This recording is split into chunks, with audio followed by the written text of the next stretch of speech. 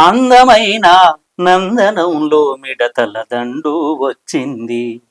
పూలు రెమ్మలు పండ్లు కాయలు ధ్వంసం చేయగా చూస్తోంది.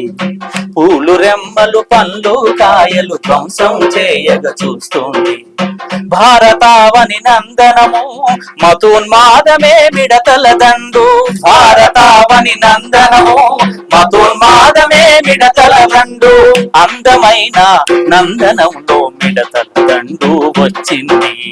అందమైన నందనంలో మిడతల దండు వచ్చింది. తోటలోని తేటి అంతయు నందనంలో పూలదే కదా.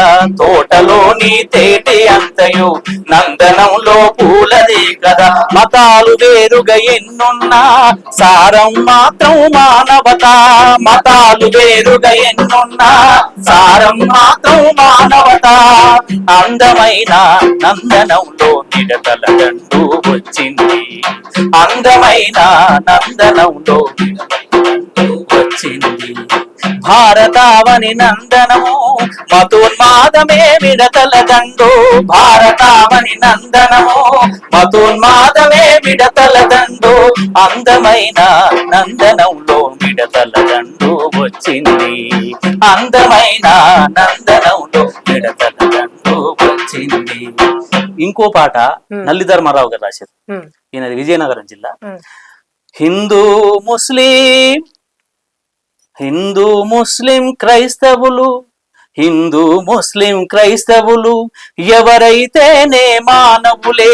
హిందూ ముస్లిం క్రైస్తవులు ఎవరైతేనే మానవులే. జీవన సమరపు గమనంలో అలుపు ఎరుగని యాత్రికులే.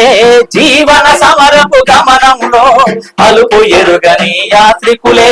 హిందూ ముస్లిం క్రైస్తవుడు ఎవరైతేనే మానవులే. హిందూ ముస్లిం క్రైస్తవుడు ఎవరైతేనే మానవులే. మసీదు చర్చి మందిరము హృదయం కన్నా గొప్పవా.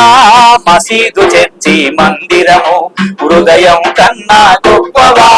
కలవో శిలవో కలవో లేవు. ఈ ప్రశ్నకు జవాబు చెప్పవా. ఈ ప్రశ్నకు జవాబు చెప్పవా. హిందూ ముస్లిం క్రైస్తవులు ఎవరైతేనే మానవులే.